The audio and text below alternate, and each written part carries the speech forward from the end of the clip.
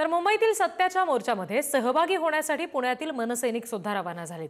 शांततेने विनंती करत आहोत, पुढचा आदेश राज ठाकरे साहेब देतील, असं साईनाथ बाबर यावर म्हणाले। मागण्या मान्य झाल्या नाहीत तर खळखटाक होईल, असा सुद्धा इशारा मनसे पदाधिकाऱ्यांनी दिलाय। पुणे मनसे शहराध्यक्ष साईनाथ बाबर यांच्याशी आमचे प्रतिनिधी बालाजी पोद्दार यांनी संवाद साधलाय, बघूया। राज्यातल्या सर्वच विरोधी पक्षाने आज निवडणूक आयोगाविरोधात मोर्चा काढलेला आहे।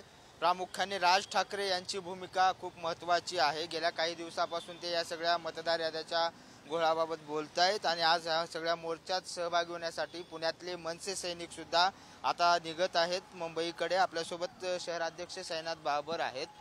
गेल्या काही दिवसापासून राज ठाकरे प्रामुख्याने हा सगळा मुद्दा मांडतायत। आजच्या आंदोलनाचा काय परिणाम होईल वाटते का? तुम्ही मोठ्या संख्येने निघाले। खरं तर महाराष्ट्रभरातून महाराष्ट्र नवनिर्माण सेना असेल आणि इतर सर्वच पक्ष असतील, हे सर्व पक्ष आज या मतचोरीच्या किंवा मतदार याद्यांमध्ये असलेल्या घोळ या संदर्भातल्या निवडणूक आयोगाच्या विरोधातल्या या सत्याच्या मोर्चाला सर्वजण सहभागी होणार आहेत। खरं तर महाराष्ट्रभरातून लाखो लोक या मोर्चामध्ये सहभागी होतात। आज पुण्यातून आम्ही सर्वजण जाणार आहोत। प्रत्येक भागातल्या मतदार याद्यांमध्ये प्रचंड घोळ आहेत, दुबार नावं आहेत, मृत लोकांची नावं आहेत। म्हणजे कुठल्या पत्त्यांवर जे पत्ते दिले त्या पत्त्यावर लोकच राहत नाही, असे एक ना अनेक घोळ या संपूर्ण मतदार याद्यांमध्ये आहेत।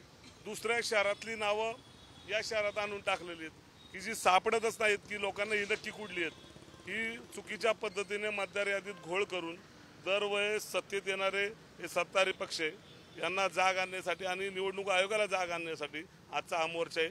मला वाटतं की सर्व पक्ष मिळून आज जो निर्णय घेतील तेव्हा पुढच्या आंदोलनाची दिशा ठरेल। पुण्यात सुद्धा मोठ्या प्रमाणात घोळ झालेले होते, या प्रभागातले नावे त्या प्रभागात तुम्ही मनसेने प्रेस घेतलेली होती। पुण्यात असे किती मतदार आहेत ज्याच्यावर हा सगळा परिणाम? नाही, पुणे शहरात बघितलं संपूर्ण तर जवळपास 4-4.5 लाख मतांचा घोळ आहे।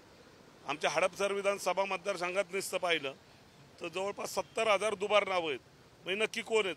जर 70,000 दुबार नावं आहेत, ती एकच विचारधारेची लोक जर 2-2, 3-3, 4-4 वेळा मतदान करणार असतील तर म्हणजे नक्की तुम्ही कुठल्या पद्धतीने निवडणुका घेतात? पुणे जर्नलिस्ट निखिल करंदीकर सह बालाजी पोद्दार, पुढारी न्यूज।